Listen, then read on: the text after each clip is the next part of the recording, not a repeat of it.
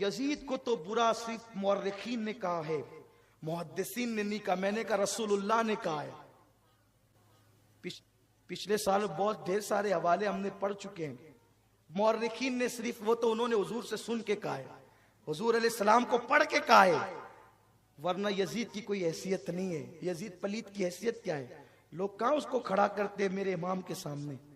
अरे कभी अल्लाह अकबर, किसी चमार और किसी बादशाह में भी मुकाबला होता है। कहाँ हुसैन, कहाँ हुसैन मर्तबों की इंतहा पर।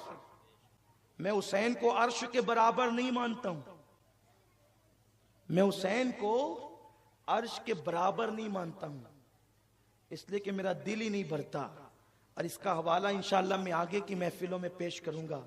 लोग अगर कहते हैं ना कि भाई ये कभी कभी ऐसी बात कर जाते हैं कि ऐसा लगता है कहीं ये राफजी तो नहीं, मैंने कहा कि राफजी अहले बैत के इश्क की बात करने वाला नहीं होता, सहाबा की गुस्ताखी करने वाला होता है।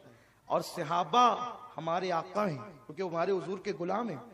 नबी का जो गुलाम है हमारा वो इमाम है। इसलिए हम पढ़ेंगे आगे हवाले, और इंशाअल्लाह बहुत इस साल आपको ईमान के लुत्फ लेना है, ईमान का कैफ लेना है, सुरूर लेना है, और अपनी सोई हुई तकदीर जगाना है। इमाम मोहम्मद बाकिर की बात चल रही है। मदीने शरीफ के एक मोहल्ले में गए किसी को देखने, 6-7 साल के बच्चे हैं।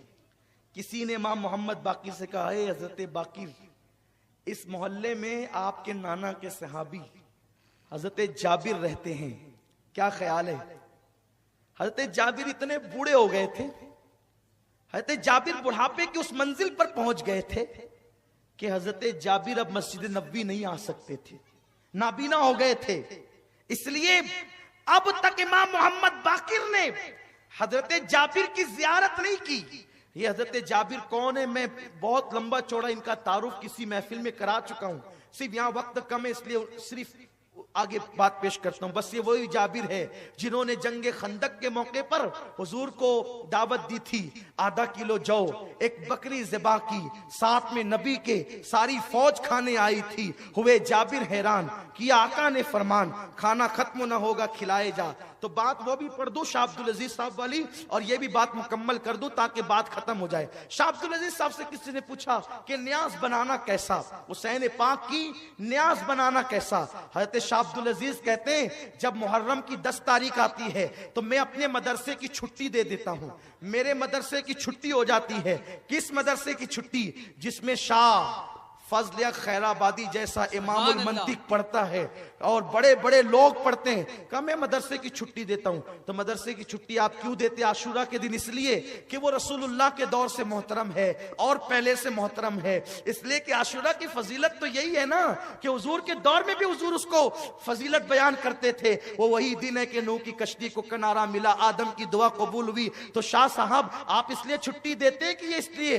फरमाते इसलिए छुट्टी देता हूं कि उस दिन मेरे आका सैयदना इमाम हुसैन की शहादत का दिन है, और मैं जब मदरसे की छुट्टी देता हूं तो छुट्टी देकर तलबा को छोड़ नहीं देता, बल्कि सारे तलबा को जमा करता हूं, और मैं अपने जाती पैसे से इमाम हुसैन की न्याज करता हूं, न्याज।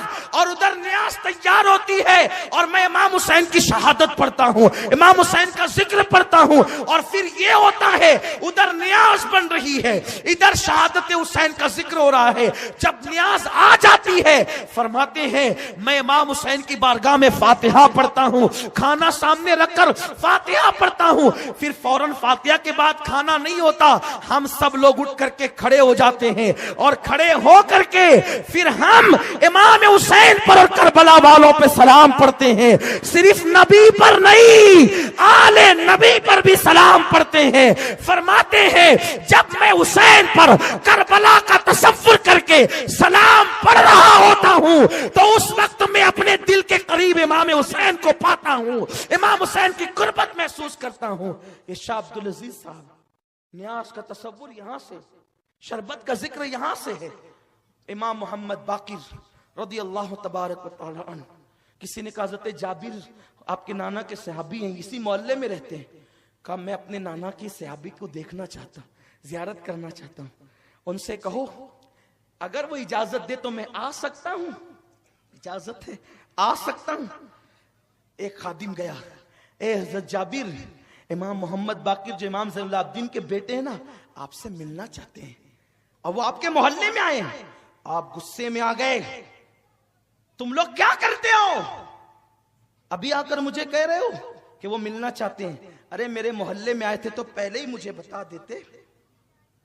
मेरे मोहल्ले में आए थे तो पहले ही मुझे बता देते, मैं खुद जाकर के उनकी बारगाह में हाजिर होता।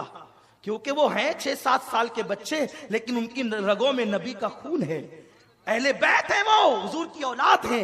मैं खुद जाता, लेकिन चूंकि अब उन्होंने कहा आने का, बोलो आ जाएं, घर तो आप ही का है, आ जाएं।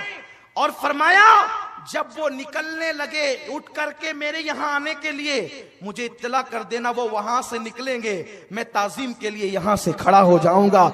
ये सहाबी का मसलक है, सहाबी का। और नबी के नाम पर हम उठ के खड़े होने में तसाहुली करते हैं। वो 6-7 साल के नबी के घराने के बच्चे के लिए उठ करके कहते हैं मैं खड़ा हो जाऊं। और उसके बाद इमाम मोहम्मद बाकिर आए। किसी ने कहा आ गए इमाम बाकिर आ गए। तो जैसे ही कहा आ गए तो कहा कहां है? नाबीना हो गए थे, घुटने जमीन पे टेक दिया। किसने? सफेद दाढ़ी है, नबी का शागिर्द है, सहाबा में आलिम है, आलिम सहाबा में आलिम है। अल्लाह अकबर, अपने घुटने जमीन पे रख दिए और अपने लबों से इमाम बाकिर के पैर चूमने लगे। इमाम बाकिर के पैर चूमते हैं। इमाम बाकिर ने बामुश्किल उठाया, आप क्या करते हैं? आप मेरे नाना के साहबिया। कहा आप पहले बैठ हैं, रसूल के शहजादे हैं आप, मुझे चूमने दे। पैर चूमने लगे। और जब उठ करके खड़ा किया, उठाकर खड़ा किया गया तो अपना हाथ लिया और इमाम बाकिर के सीने पे मलने लगे। अपना हाथ लेकर इमाम बाकिर के सीने पे, कहा कपड़े के अंदर हाथ डालकर सीने पे मल रहे हैं। और उसके बाद अपनी नाक पे हाथ रखा, अपनी नाक पे हाथ रखा और मुस्कुराने लगे। इसलिए कि जो आशिक होते हैं उनको नबी की औलाद के खून की खुशबू आती है। खुशबू जिनको नहीं आती वो अपने इश्क को तौल ले कहां है। इसलिए कि कौन है आले नबी, कौन नहीं है, इसी में अटके हुए हैं।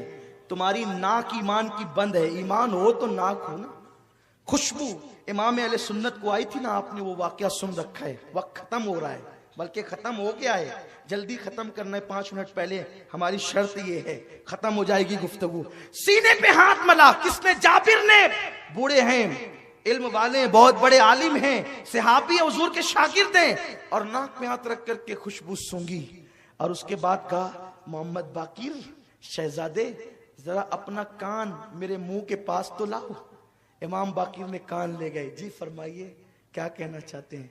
कान में चुपके कुछ कहा तो इमाम बाकिर इतना हंसे कि आपके सारे दांत दिखे। बहुत खूबसूरत थे इमाम मोहम्मद बाकिर।